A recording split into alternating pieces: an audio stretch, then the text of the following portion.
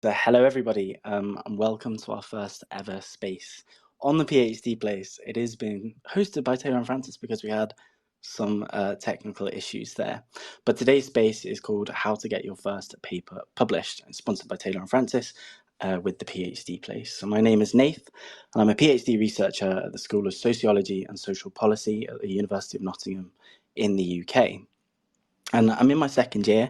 I'm currently navigating the excitement of publishing for myself, so I really appreciate this session. So today I'm joined with Zoe from TNF Online, who's going to be answering your questions about getting your paper published for the first time. So I know that you've just done a slight introduction there, Zoe, but could you introduce yourself again and just and about your experience in the academic publishing world, and maybe a little bit about TNF as well? Thanks so much, Nate. Yeah, hi everyone. I'm Zoe. I am the kind of one of the social media specialists with Taylor and Francis.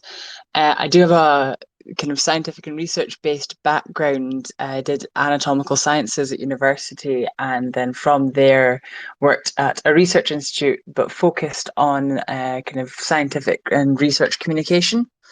In kind of May of 2022, I started with Taylor and Francis and the kind of publishing side of thing, the scientific process, just in that social media space and kind of sharing that research.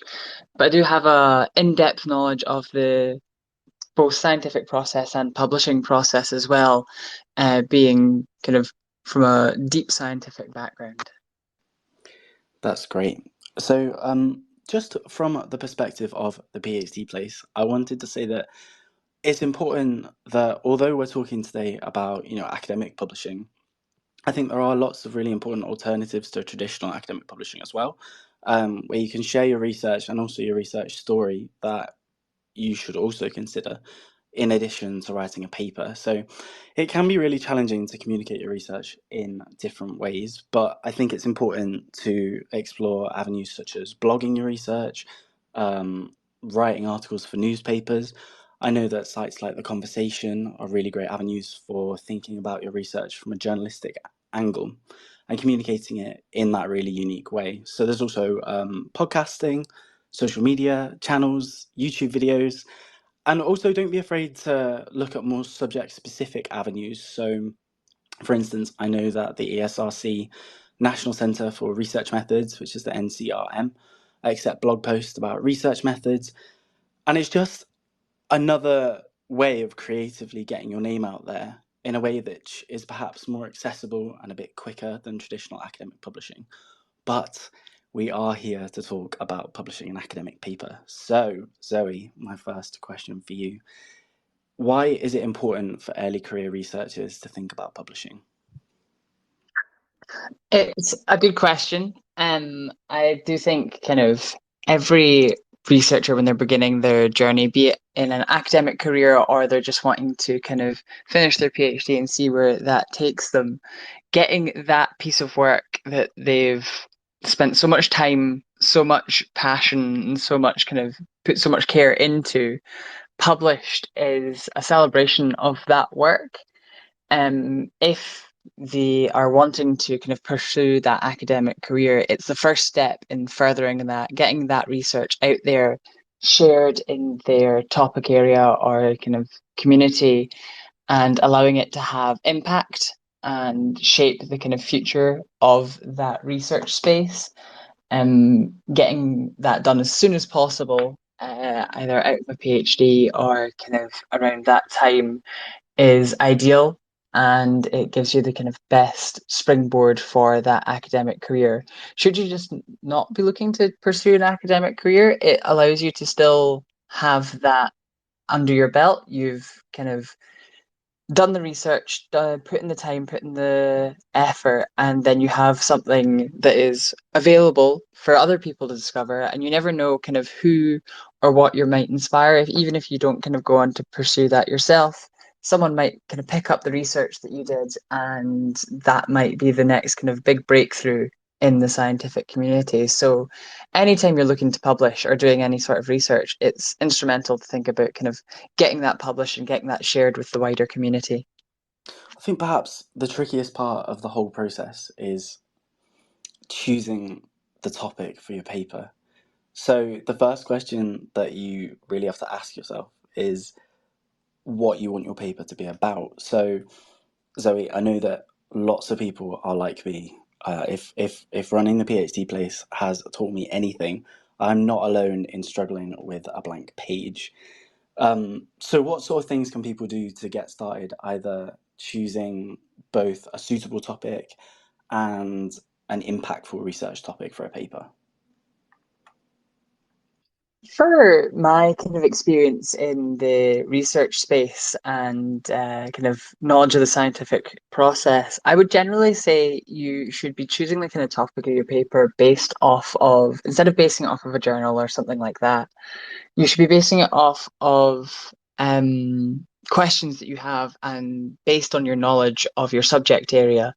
So if you've been reading different papers, different research articles in what you're studying, and you're kind of finding this question that's coming up in your head, maybe repeating, or you're just seeing something where the pieces don't quite fit together. If you can, try and get those pieces to fit, or work out what piece is missing.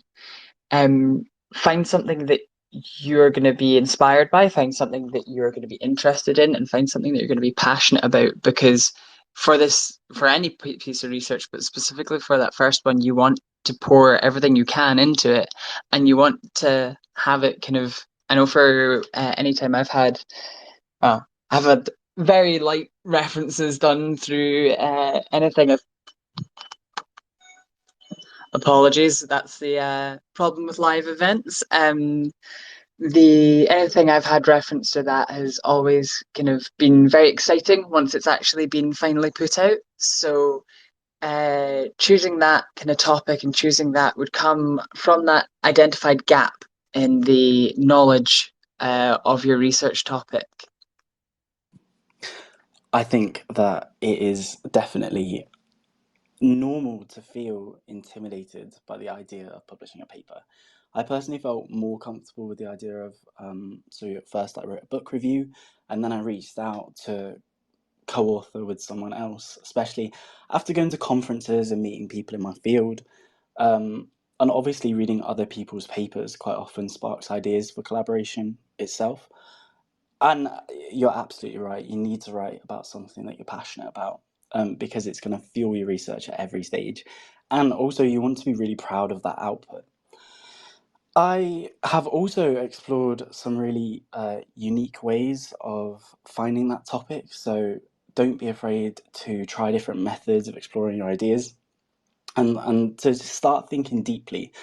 So you might create a mind map or a literature map. I've also taken part in activities about drawing on your research, where you literally create a poster and you get out your pens and color pencils and start visualizing and just making diagrams of your research, which for those who can't draw like me was very interesting, but it was also it was just fun as well. It was a really different way to approach your research.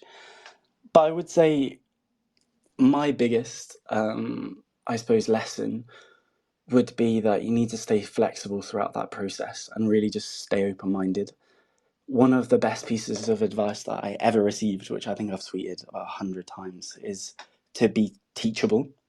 So your paper, whether it's co-authored or whether it's written by yourself as a single author or whatever it might be, is going to go through so many changes, whether that be through the peer review system, which we'll talk about a little bit later on, or whether that be through your supervisors, your colleagues, your friends, other academics in the field. You know that your research might change quite a lot, and it really should evolve as you learn more. So we asked the PhD Place community on Twitter or on X to send us some questions, and easily the most asked question that we had was about selecting a journal. So before you start writing, it's a really good idea to have an idea of where you want to publish your paper. And choosing the right journal is important because they all have very different focuses and different requirements, and there are lots of journals, so it's not easy to find the right one. always, and it is going to require some research. So the first thing that you would do is have a look at the journals that you're reading already. Take a look at the journals in your field that to see whether they're a good fit for your ideas. And you might have some professional memberships, or you can use your university library, your library search to look for relevant journals, or use tools like Google Scholar. And publishers like Taylor and Francis also let you browse their journals by subject area.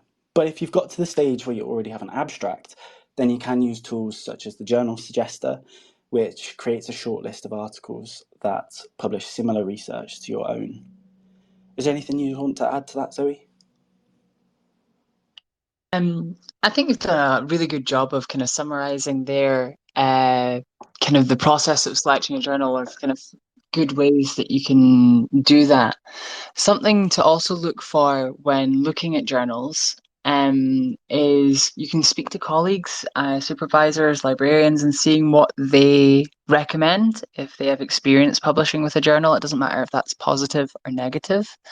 And also, if you kind of build a short list of journals that you think suit what you've been researching, or kind of that you think you'd like to publish in, have a look at the impact factor. Now, this is kind of a phrase that's thrown about a lot, but the impact factor is just a measure of the yearly mean citations an article receives for being published in a specific journal. So higher impact factors for journals generally mean the journal is seen as kind of more important or more prestigious in its field. Obviously, if you've got a very high impact factor, it might be a little bit harder to kind of get that accepted in there. But if you get it in, you do know it's going to be or you hope it's going to be a pretty good article. There's some other metrics too, such as H index, and that's a bit more complicated. It measures kind of research output against citations of either a journal or an author. So, for example, if a journal publishes kind of 5 articles a year, and those articles have 10, 8, 7, 4, and 3 citations each, their H index will be 3, as 3 of the publications have been over 3 citations. Their H index would be 4 if it was 4 publications over 4 citations, and vice versa. It's a bit more nuanced than the impact factor, but it can just be a useful indicator of how successful or how kind of impactful that journal or kind of author, once it's been established, is. As Nath said, there are journal selector tools in that as well if you already have an abstract related. And yeah, just building that short list of journals can be key, and reviewing aims of scope of each of those in the short list can really ensure that the where you're looking to publish is in line with what you've written. I am so glad that you are here to talk about the different metrics because the whole process can be quite confusing when you're coming across new terms like impact factor and H index. So thank you for walking through what those mean. If we talk then about preparing your manuscript, so obviously that can be really subject specific, and there are lots of different types of papers. So like I said, I wrote a book review to start with, but from a journal perspective, you need to make sure that you read the specifications and you understand the audience of the journal that you're targeting. And that's part of the reason why it can be really important to actually select your journal before you start writing, because lots of journals will talk about, what language they publish in, what the word limit is, and whether there are options to publish open access, and whether you might need to submit a cover letter along with your submission. So, Zoe, do you have any advice for preparing the manuscript? Most of my advice for preparing that manuscript would come back to that journal shortlist that I kind of mentioned earlier.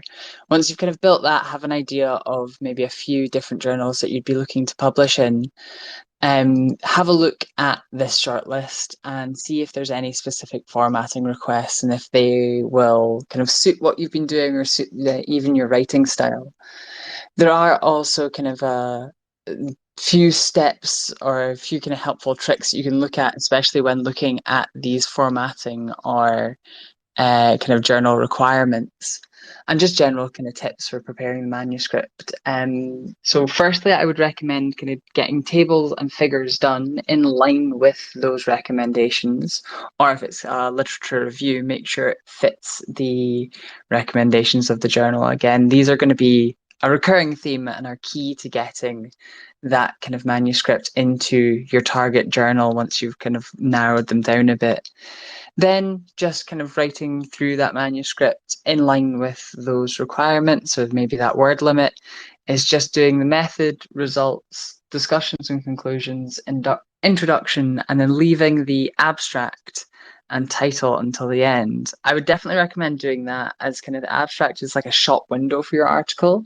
It's where other customers or researchers can sample your wares, and the idea that this is your shop window, and decide whether to read on cite this article or look elsewhere. You want to grab them, you want to entice them to get that citation, uh, get them hooked into whatever you've discovered, and make sure as well that the keywords are in line with any recommendations from the journal too.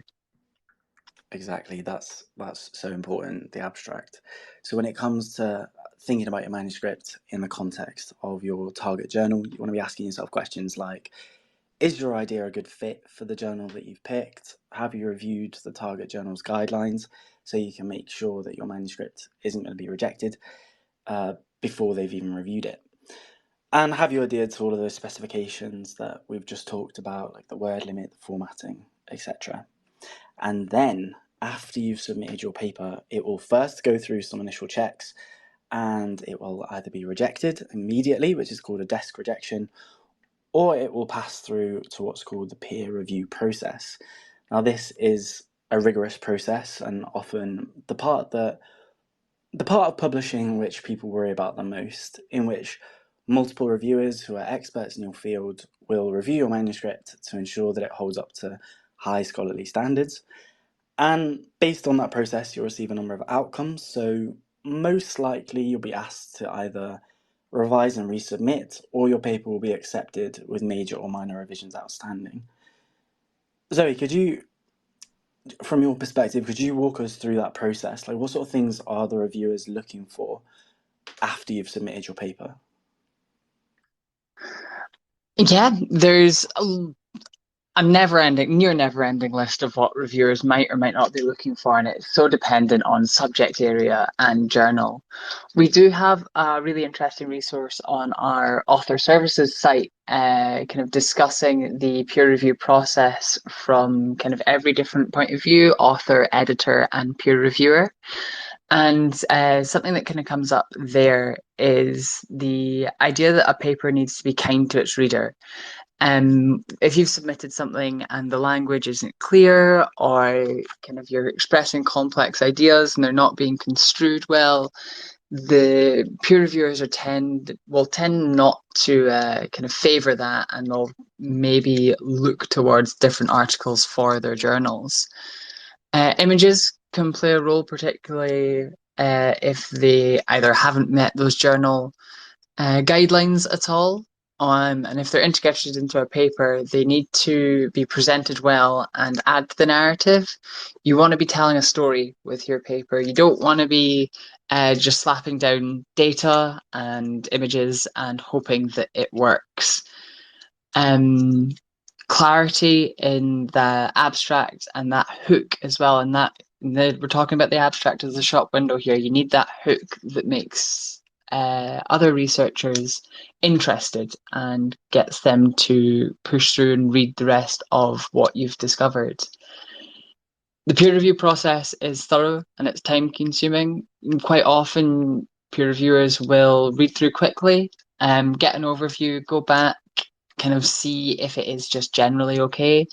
And if that is the case, they'll then go and do a more detailed second reading, making notes and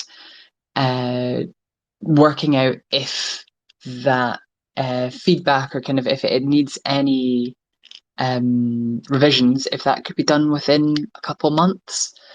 If not, that's more likely to kind of be desk rejected, as you say. The issue then comes with just making sure that kind of I've read the journal, the quality of papers in that journal, and you can are confident in your ability to submit to a similar quality. Oh, I actually sat down with a paper that I was looking to get published. I sat down with my granddad and we just went through it. And wherever he felt that I wasn't clear enough, I would just make a little mark.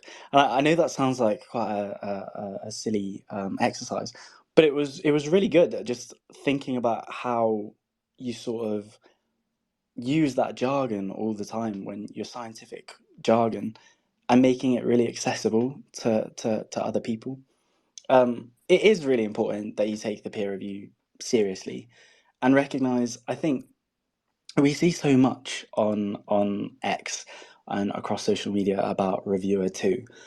And I think it's important that we recognize that reviewers should be on our side and they are trying to improve your paper. And it's a collaborative process in which, reviewers should be working with you to make your contributions to the field more academically rigorous. And I would say that it's important to approach reviewer comments with an open mind, but also don't be afraid to question comments that don't sit well with you and that you might not necessarily agree with. You can discuss those with your reviewer. Um, right, I've got some quick fire questions for you, Zoe. Are you ready? I'm ready. Okay. Yes. So first up, what is your ultimate tip for boosting the odds of getting a paper accepted?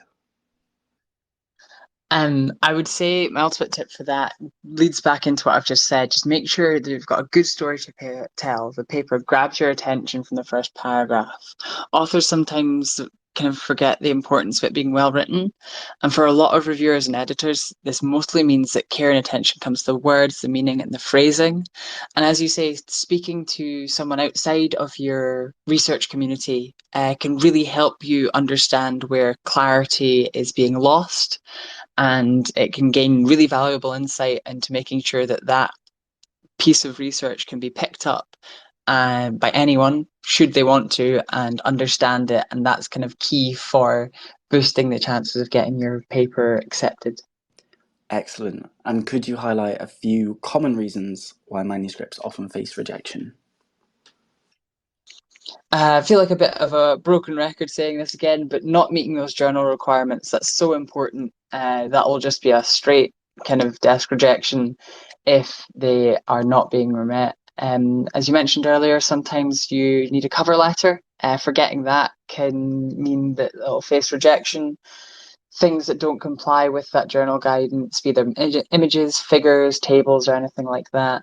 It's also really important to remember kind of more administrative things like a disclosure statement of conflict of interest and written permission from any third party materials. These are all kind of more administrative, less kind of research based things that are really important when submitting a piece of research to a journal, because without those, that's definitely going to increase your chances for a rejection. That's great. And this was a submitted question, which I absolutely love. I think we had this question submitted multiple times. But why does the review stage seem to stretch out forever? I think this is a really interesting question. We do find kind of we get that a lot, especially in the kind of we live in a society now where there's so much instant gratification, but for most parts of the kind of scientific process where you're coming up with your hypothesis, you're writing, you're researching, as soon as you hand that away to be reviewed, you're out the driver's seat now. And that makes you feel out of control, that makes you feel lost. You're then nervous that it's going to get rejected. You're not sure of the outcome. Are you going to have to fully rewrite it? Are you going to have to find a new journal? There's so many questions shooting around in your head, and that makes it seem like weeks are turning into months, and it's difficult. My best piece of advice to try and deal with that would just be to distract yourself. And instead of focusing on, oh, is it going to be published or what am I going to need to do? think about the fact that, okay, this will most likely be published in the future. How am I going to communicate that? What impact is that going to give in the community? What do I want that research to bring to the community? And how can I ensure that it is the most impactful that it can be? Definitely. And that could be the time, when you're reaching out and looking at writing blogs, taking part in podcasts, and talking about your research in other ways. Um, right, last question. How do you recommend that researchers choose impactful keywords for their articles? I don't think we've touched on keywords a lot, but they are incredibly important in making sure that your research, once it's been published, has been picked up, found, and can be discovered by other academics or people wanting to read it. A lot of journals' homepages will have the kind of guidance on keywords, so it's always good to check there. Or if they don't, check what a recently published article in that target journal that you're wanting to publish in has, and see kind of what they're doing. If there's 20, you've got quite a bit of leeway. If there's only two or three, maybe you need to be a bit more concise. I kind of have a cheat code or a run through list for choosing some impactful keywords. I would always say, kind of go take a break, have a cup of tea, um, don't read your paper for a couple of days, go back, read it through, highlight things that are coming up a lot, and then shortlist ones that would be relevant to the kind of keywords that you're wanting to um, put with your article. Then take the shortlist and search them. Search them in Google Scholar, search them in libraries, find out if they fit what you've researched and how useful they would be in discovering your piece of research. Narrow it down if you need to, just to ensure that they're accurate and will ensure that your paper can be discovered, and then review, maybe take it to someone else or someone that you know or trust and say, kind of, if you search these, would you think it would give you this? Ask yourself, will these be as effective at indexing my article or my research online so people can find it easily? That's fantastic advice. And how many academic problems can be solved by taking a break and having a cup of tea? I would hazard a guess that all of them.